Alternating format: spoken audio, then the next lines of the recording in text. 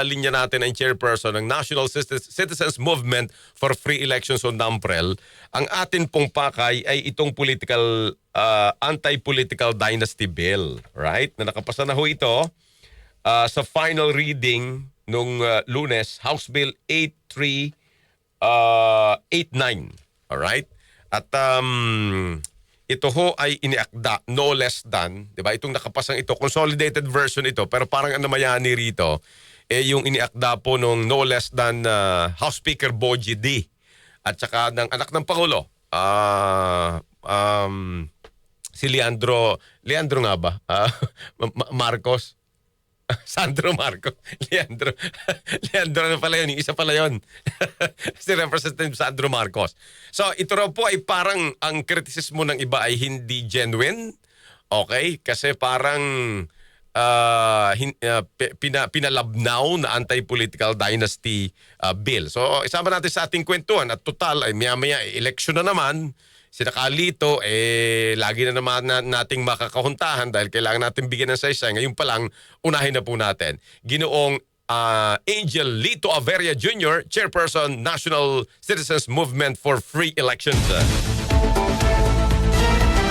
Kalito, magandang umaga, sir. It's nice to talk to you again. Good morning! Magandang umaga, Ricky. Opo. Yan, napapaghalo mo na yung mga pangalan, ha? Oo nga, napapaghalo ko na eh. Sabi ko, Leandro Marcos, Sandro Marcos pala. Okay. Teka muna. So unahin muna natin ito, no? Kasi bago yung sa election, kasi alam mo, dami nagtatanong sa akin, Kalito, kung matutuloy yung BSKE by November. So bago yon. Ito munang sa political dynasty. Anong assessment nyo rito sa NAMPREL, Kalito? Well, talagang malabo yung version na inaprubahan to sa House. Ano?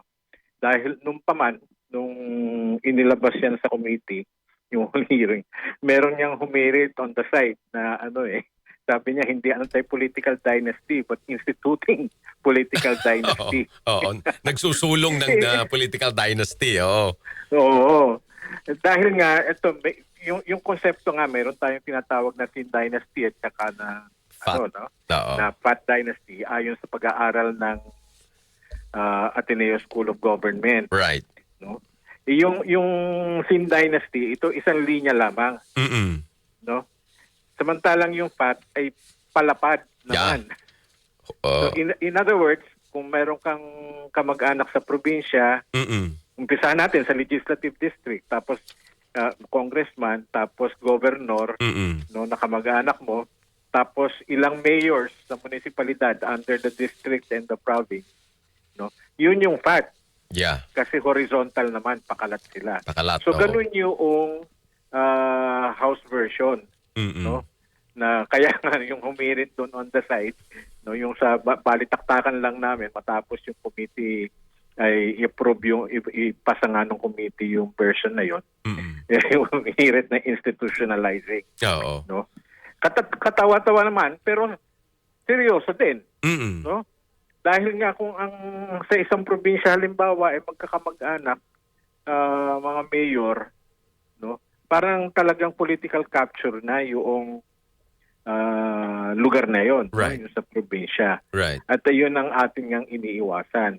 Oo. Ang gusto nga natin, yung scope niya, yung tinatawag nga na fourth degree of consanguinity or affinity, ibig sabihin, yung mga hanggang dun sa mga anak, no, ay pinagbabawal. Okay? Kahit nga yung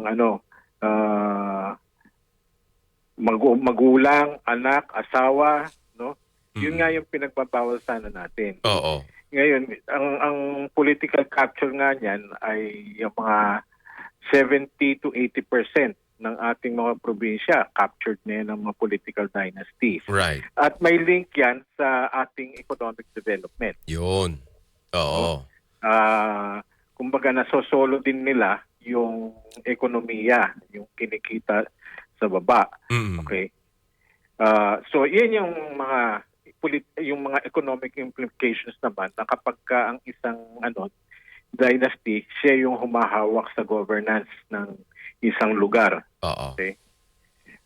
Of course, meron din diyang implications dun sa kung may gustong halimbawa lumahok no, at pagkaroon ng pagkakataon na tumakbo halimbawa ng mayor, ay nai-ease out sila, no, dahil nga hawak ng pamilya yung jurisdiction, no. So it limits yung political participation din naman. Oo. So yun yung mga problema na lumalabas doon sa ating mga dynasties. Oo. No? Kalito, atin lang linawin ito, no, sa mga nakikinig at nanonood lang sa atin. Yung nakapasa ngayon, ang ipinagbabawal niyang pagtakbo sa natumakbo yung nasa first degree at saka second degree ng by affinity, tama ba to, or consanguinity. Ito yung ano, no, asawa, kapatid, hanggang sa kasama ba rito yung biyanan? Hindi Oo. kasama, Ano no? yan? Oo. Kung yung consanguinity kasi, relationship by blood. By blood. Oo, tama. Oo.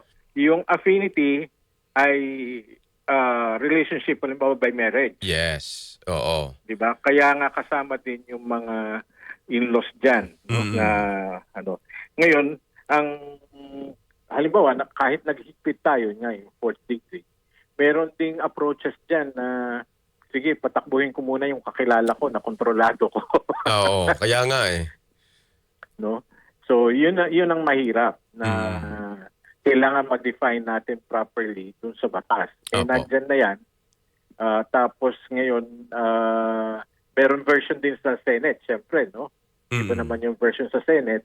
Pero pagka yan ay nagkita sa bicameral, alam mo na kung sino yung humahawak ng committee, no, ng Election Reforms Committee. Oo. Eh, alam naman natin yung latest Yes. development sa Senado. Yes. No?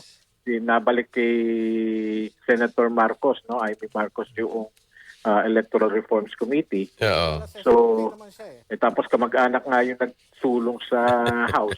Alam na natin. Oo nga eh. Ang paliwanag kasi ang isang contentious dito, 'di ba, ever since naman na binabantayan natin ito, yung ano succession. Isa pala yon. Nakita ko kalito, no. Tama kung ito rin yung inyong analysis dito. Silent itong batas na itong nakapasa doon sa succession. Ito marahil Right. yung sinasabi mo, no, na patatakbuhin ko muna, yung parang magpapatakbo muna ako ng isa pero sa akin din yon. Tapos saka ako papalit. Parang ganon ang dating sa simpleng salita. Tapos kalito, yung isa sa nakapasang ito at napaka-critical po nito eh. If still this is the ano kasi hindi ko to nasubaybayan itong pinakahuling ito. 'Di ba kalito kapag halimbawa yung mayor, for example, si Tatay, Yes. mayor ng isang, let's say, Rosario, Batangas, kunwari ganon.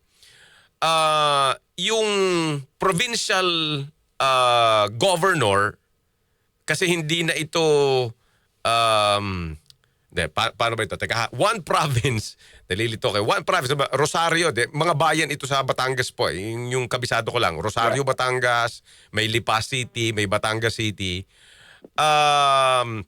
So pwedeng mayor ang tatay ng Rosario, tapos yung asawa niya, mayor ng Talisay, Batangas, kasi magkaiba siyang city. 'Di ba Kalito, yan ang nasa nakapasang batas na ito? Ang ako dyan, may limitasyon din yan. Ano? Okay. Katulad nga doon, binanggit mo yung bayan ng Rosario, Oo. tapos yung bayan ng Talisay sa Batangas. Ano? Kunwari. Oo. Siyempre, kung sinasabi mo nga mag-asawa, mukhang hindi po pwede yun. Dahil meron din tayo, requirement din yan under the family code, yung residence ng mag-asawa. Okay, residence. Oo. Oo. Ngayon, Go ahead. yung sa qualification na yon, ba't kayo di ba mag-asawa kayo, magkahiwalay kayo ng tirahan? Oo nga eh. Kasi meron tayong tinatawag na resident. So yung sa qualifications, you must have been a resident for period of time. Defined din yan sa batas para ka makatakbo sa isang posisyon. Ang pinaka-concrete na example, may mga case studies naman tayo. May mga Oo. Ako, sige. sa ngayon, Yan. mayor, Oo. yung isang kapatid, yung kanya namang kapatid ay nasa Kongreso. Right, Kaya right. alam naman natin na parehong 3 terms yung position na yan. Oo. Pag nag-expire na yung term nila, by virtue of succession, tatakbo namang mayor si dating congressman. Si Yes. mayor tatakbo Yes. sa Congress. Oo. No? So yun yung succession nga Oo. na sinasabi natin. Mm-mm. Okay? So may mga case study. Oo.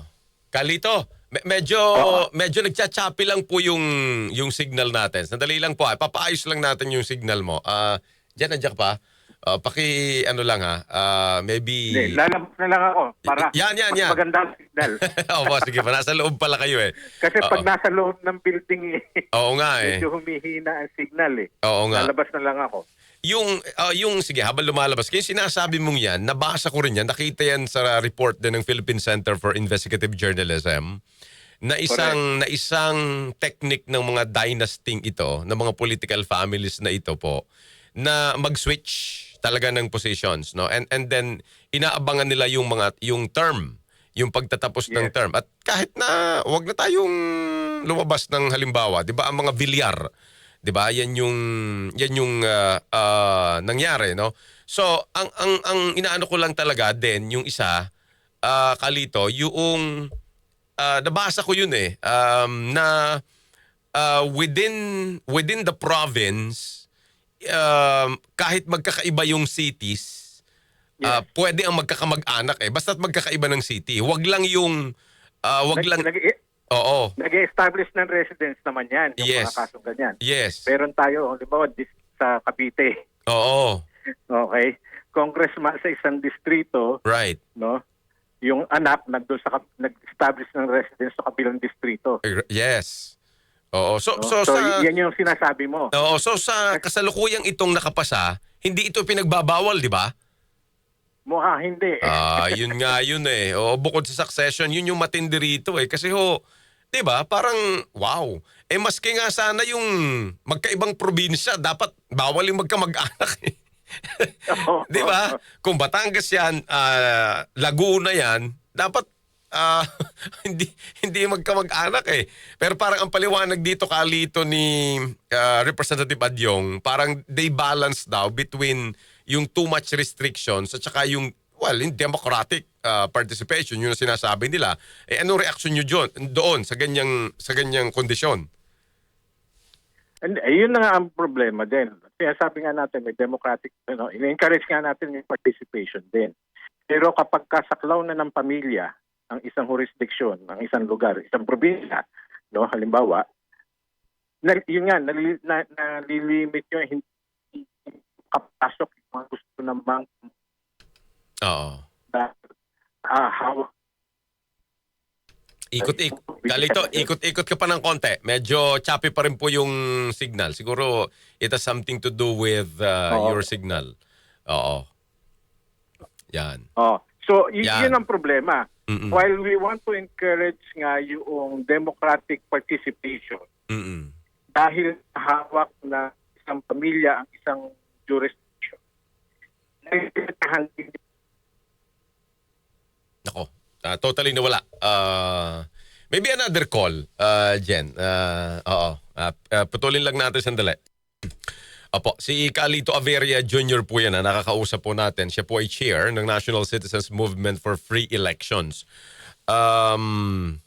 Konektado ho talaga. Kanina may binanggit na siya. Konektado ho sa ekonomiya natin ito ngayon.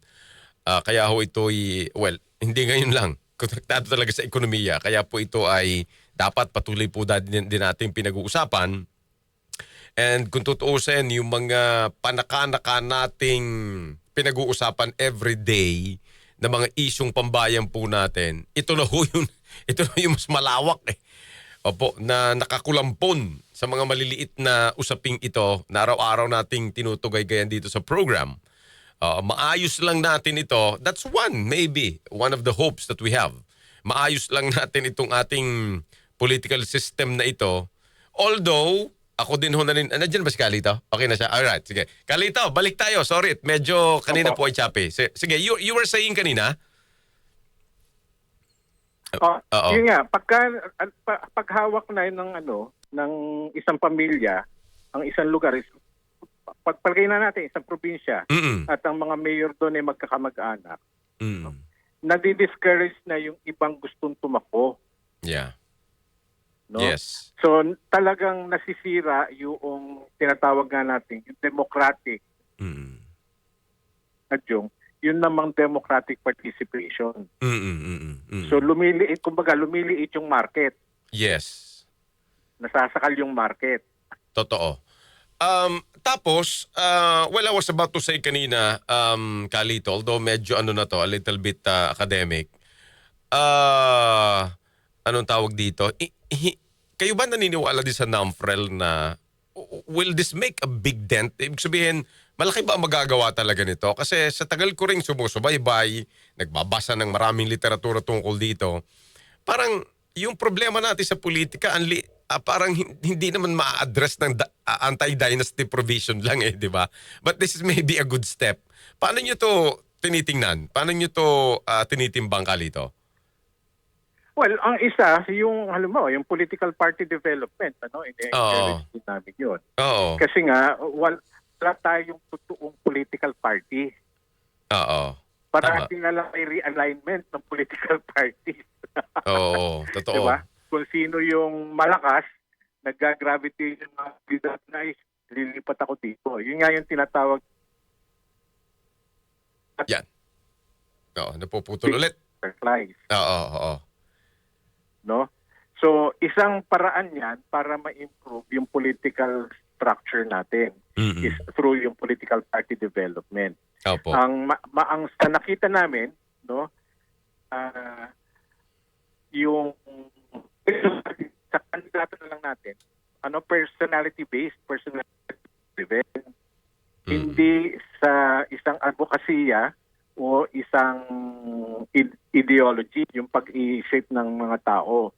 Halimbawa, nag-advocate ako ng economic development, paglipat ko sa kabila, iba naman yung focus ng political party. So, wala yun, no? Wala na. Bali, doon sa level na yun, doon mahina yung ating political party. Oo. Kasi ang mahirap dito ay, lalo na sa national level, ay yung multi-party system nga. Hindi katulad noon na yung inabot ko, no? Back in the 60s, dalawa lang political party.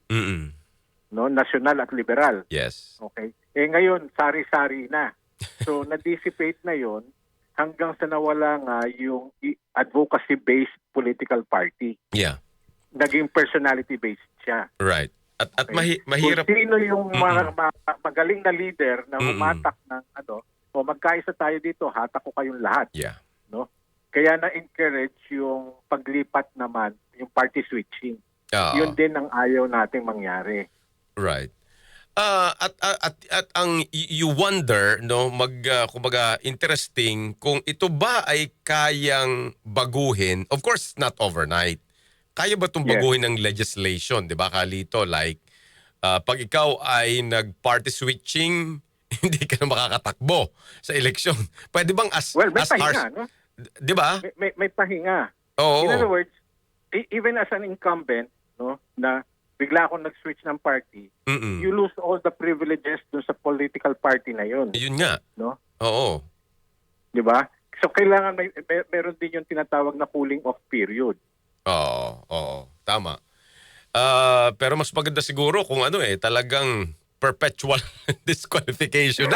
Harsh siya, pero with the kind of culture we have, Kalito, malala na kumbaga parang, I don't know, but definitely hindi naman nga para lang tayo sumusuntok sa buwan dito dahil yung composition po natin, if you look at the Senate, may magkapatid na Tulfo, magkapatid na Cayetano, magkapatid na Villar, Ejercito and Estrada. So kumbaga parang ito, really, ang haba nito, Kalito, na pagsasama-samahan natin. Kasi hindi lang siya legal, Kalito, no, you know it. No? Lagi ka rin nasa mga academic institutions tayo. Lagi tayo magkakasama sa mga forum. Cultural Cultural shift Hindi. Tsaka yun nga, ang problema din natin is yung patriarchal pa rin ating patriarchal, cultural structure and yung influensya ng political structure natin. Di ba? Nakakonsentrate sa leader ng pamilya. Yung concentration of power. Opo. Tapos, ang masakit din dyan, halimbawa, ako mayor sa isang bayan, no? Magde-develop din ako ng scholars. Bigyan kita ng scholarship, pero pagka-graduate mo, balik ka dito sa servisyo. Yun. Diba? Nai-extend din yung sa ganung sistema yung sa iba't ibang pamilya. So may political capture ka. So that's how politicians develop their base naman nila. Right. Although yun nga, yung in-sponsor kita sa aral mo, Opo. tayo din utang na loob. Tulungan mo ako, therefore tutulungan din kita as a payback. Oo, tama. And ano yan, several folds, kumbaga naging ano na yan, entrenched na no sa ating sa ating ika nga ho ng mga akademiko ay social fabric. Anyway, nako Carlito, tayo naman ay mahirap buwagin. Mahirap buwagin. Although siyempre may movement din ngayon na nagtutulak naman ng initiative, no, People's Initiative, right, para kung maipasa nga yung anti-dynasty bill in its current version sa House, no, kung maipasa yan, may grupo naman tumutulak na based on political initiative. Diba? Para maisulong nga yung tinatawag ng mga grupong ito kasi yung tama na political dynasty structure. Okay. Opo. Yun nga, yung relationship ina-address din yun. Dapat no substitution, tapos may cooling off period, di ba? Pati yun sa party list. Sa party list. Opo.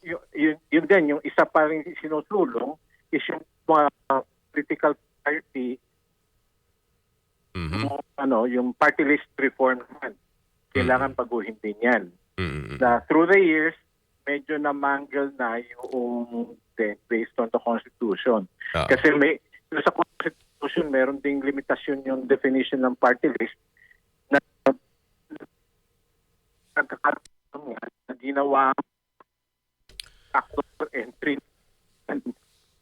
Carlito, medyo para makasaling doon sa Kongreso. Opo. Siguro Carlito, hindi manalo sa tayo'y magse-set uli ng isa pa dahil smart ho ba kayo o globe Carlito? Linya ko. Nakalinya kayo. Di ko maintindihan itong world class nating signaling no? Anyway, Carlito, maraming salamat ha. At kahit medyo yung signal ho natin, but sigurado naman ho tayo ay magkakakwentuhan pa sa mga susunod pong araw. Di tayo mag-ugnayan po ulit. Thank you sir, mabuhay ka ha. Thank you. Good morning! Thank you. Ayan, si Angel Lito Avera Jr., Chairperson